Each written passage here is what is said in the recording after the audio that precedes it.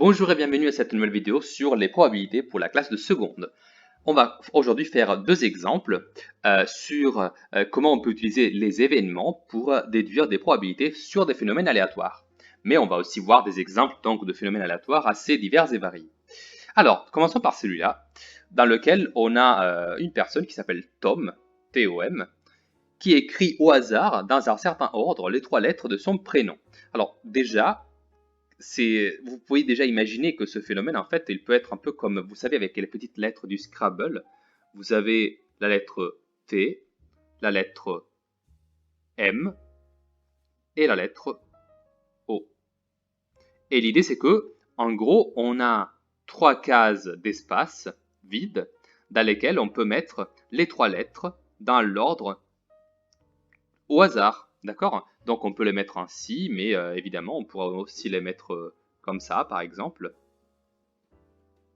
ou encore de différentes manières. Donc déjà, ce serait bien de commencer à penser, mais en fait, de combien de manières différentes peux-je assembler ces trois lettres? Mais lisons d'abord quelle est la question. Effectivement, les questions vont se diriger vers justement les probabilités d'avoir écrit un certain mot parmi tous les mots possibles.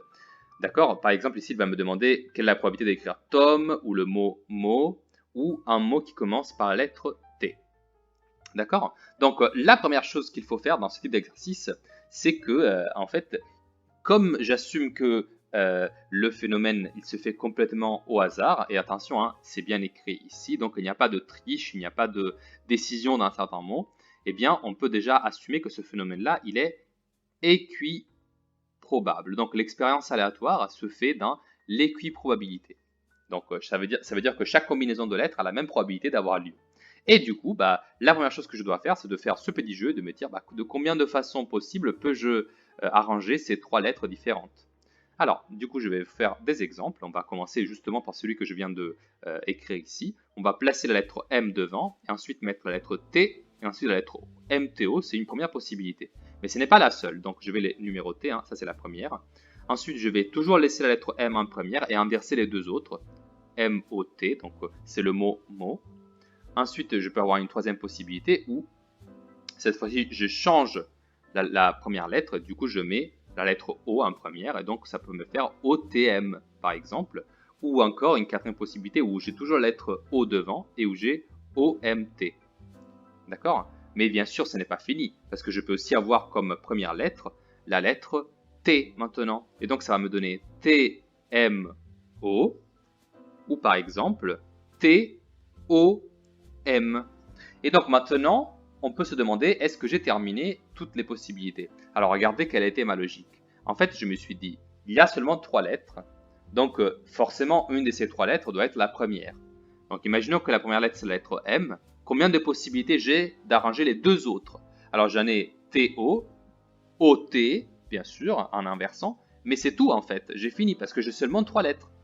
Et donc, j'ai répété cette stratégie, c'est-à-dire qu'à chaque fois, j'ai sélectionné une autre des trois lettres comme première lettre, et puis j'ai arrangé les deux autres de façon à prendre en considération toutes les possibilités. Vous voyez?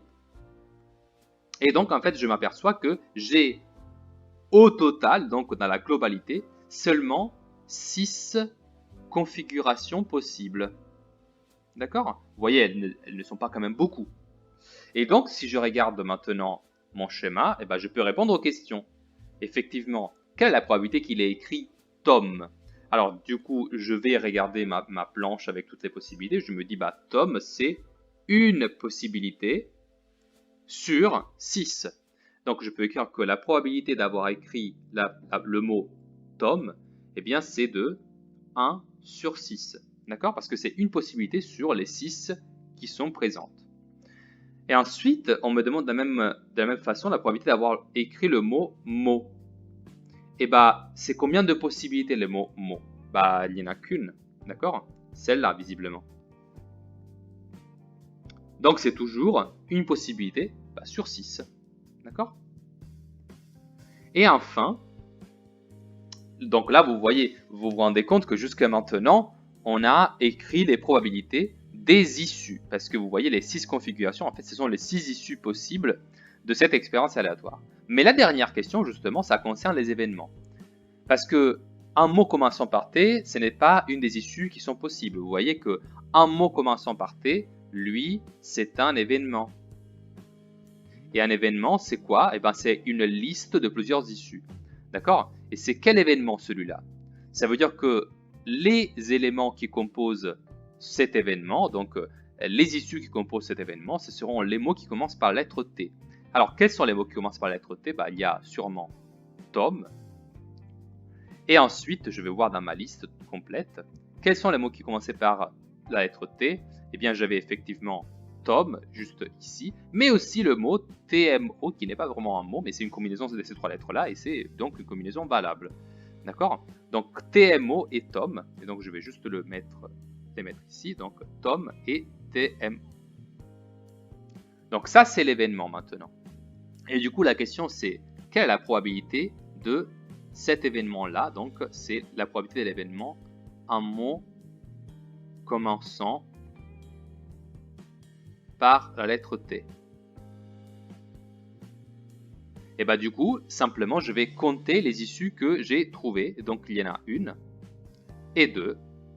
Et donc, je vais dire que la probabilité, c'est d'avoir 2 issues sur 6. Et donc, 2 sur 6, je me rends compte aussi que je peux le simplifier et dire que ça, c'est égal à 1 tiers.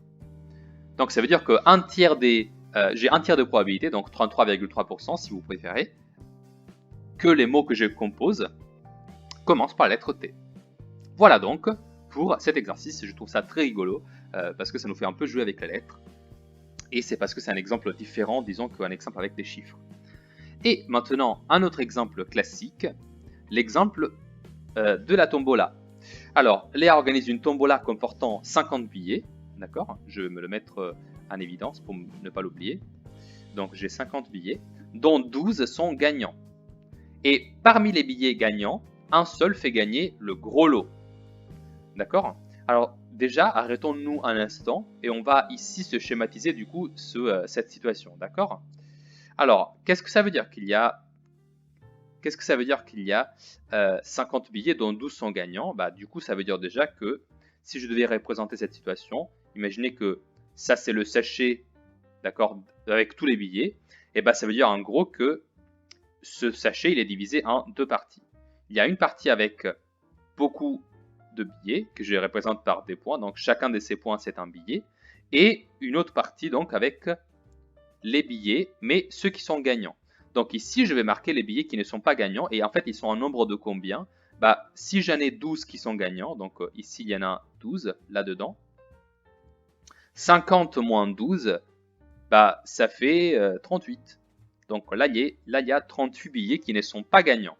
D'accord? On va dire que ce sont les billets bleus. D'accord? Donc les bleus ne sont pas gagnants. Et ensuite, vous avez... Alors, bien sûr, je ne fais pas 38 points parce que ce serait trop long. Mais c'est juste pour vous donner une idée symbolique de ce que cela représente. Et là, il y a moins de billets, donc 12, ce sont les billets rouges qui sont gagnants. Et après, il me dit aussi que parmi le billet gagnant, donc parmi ceux qui se trouvent, parmi les rouges, en fait, il y en a un qui est le gros gagnant, d'accord? Le gros prix, il est là, caché quelque part. Donc, je vais rajouter un seul tout petit vert, hein, qui lui, c'est le gros lot, et lui, donc c'est 1. Alors attention, du coup, il faut que je change le dessin que j'ai fait jusque maintenant. Vous voyez que 12, c'est le total des billets gagnants. Donc ça veut dire que 38, ce sont ceux qui ne gagnent rien. 11, ce sont ceux qui gagnent un prix normal. Et il y en a un qui est le gros lot. D'accord? Comme ça, 1 plus 11, ça va faire 12. D'accord? Ici, je peux me représenter ce petit schéma en disant, du coup, 12, c'est toute la partie des gagnants. Donc, si vous préférez, je peux aussi la mettre en évidence en me disant que la partie que j'assure là en jaune, toute cette partie-là, c'est là que j'ai les 12 billets gagnants. D'accord? Vous voyez, une fois qu'on a fait cette représentation schématique de la situation dans laquelle je me trouve, vous allez voir, tout le reste, ça va être très facile. Et effectivement, tout de suite, on a Léo qui achète un billet de tombola, bien sûr, et on nous demande la probabilité de plusieurs choses. Et du coup, on nous demande la probabilité que Léo ne gagne rien, gagne un lot, gagne un gros lot. Alors, effectivement, ces trois issues, ça comporte toutes les choses qui peuvent arriver, effectivement. D'accord? Donc, comment je peux calculer ces probabilités? Eh bien, c'est très simple. Cette première probabilité, c'est la probabilité donc qu'il ne gagne rien, sachant que j'ai 50 billets et que j'en tire un au hasard. Et bien, visiblement, la probabilité que je ne gagne rien, ce sera du coup 38 sur 50. D'accord? 38 possibilités de ne rien gagner sur 50. Ensuite, la probabilité que je gagne un lot, logiquement, ce sera du coup non pas 11 sur 50, parce que gagner un lot, ça veut dire même la possibilité de gagner le gros lot. Donc ça veut dire que c'est 12 sur 50. D'accord? Donc pour gagner un lot, c'est 12 sur 50. Parce que j'inclus là-dedans la possibilité de gagner le gros lot. Et enfin, la probabilité de gagner le gros lot. Alors là, c'est simple, c'est un seul billet donc sur 50. Et la voici. Et après, il y a une deuxième question qui nous dit quelle est la somme de ces probabilités. Alors, du coup, effectuons cette somme. Ça fait 38 sur 50 plus 12 sur 50 plus 1 sur 50.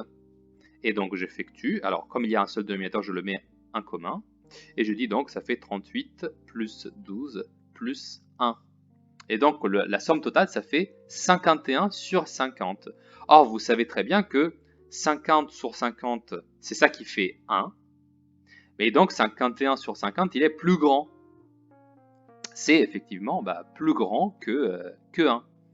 D'accord? Donc, vous voyez, la somme des probabilités, ce n'est pas 1. C'est un peu plus, quelque chose de plus. Si vous voulez faire le calcul, c'est à peu près 1,02. Mais bon, ici, ce qui m'importe de dire, c'est que on a vu que la somme de probabilités, c'est plus que 1. Et la question, c'est, faut-il s'en étonner? Parce qu'en effet, vous savez que il y a une règle en probabilité qui dit que la somme des probabilités de toutes les issues, ça doit faire 1. Alors la question du coup, c'est est-ce qu'on a fait une erreur ou est-ce que c'est cohérent?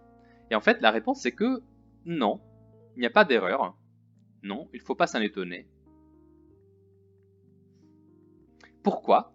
Parce qu'en fait, c'est parfaitement normal. Car ici, je ne suis pas en train de travailler avec des issues.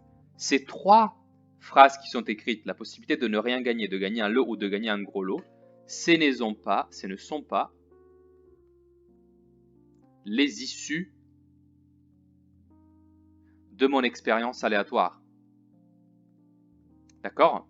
Parce que ce qui est vrai, c'est que la somme des probabilités des issues, alors là, ça doit faire 1. Mais ça, ce ne sont pas les issues de mon expérience aléatoire, ce sont des événements. D'accord? Les trois phrases qui sont ici écrites, chacune représente un événement. D'accord? Parce que dans chacune de ces trois phrases, il y a plusieurs issues. En gros, pour le visualiser, vous devez imaginer que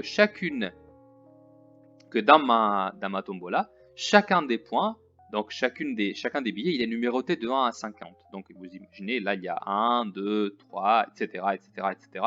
Et puis il y a les gagnants, donc qui commencent à 39, qui arrivent jusqu'à 49.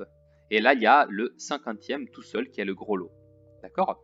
Eh bien, c'est l'extraction des billets qui sont les issues. Donc ici, si je voulais faire l'ensemble univers, donc les issues possibles, eh bien, ce serait du coup le billet numéro 1, le billet numéro 2, le billet numéro 3, et ainsi de suite, jusqu'au billet numéro 49e, jusqu'au billet numéro 50.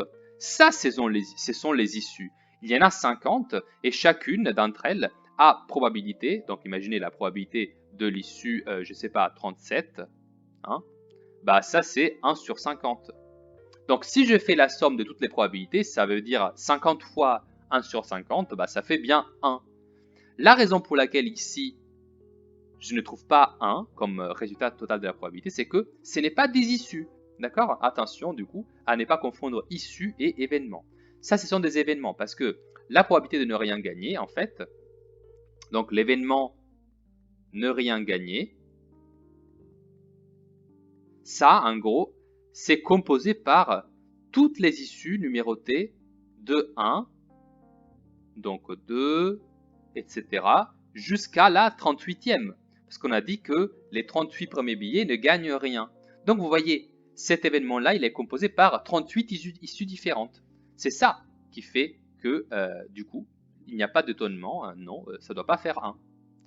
Voilà, j'espère vous avoir éclairci donc cet exercice et l'avoir expliqué. Si vous n'avez pas compris quelque chose, n'hésitez pas à me laisser un commentaire à la question et j'y répondrai avec plaisir. Je vous dis donc à bientôt pour une prochaine vidéo.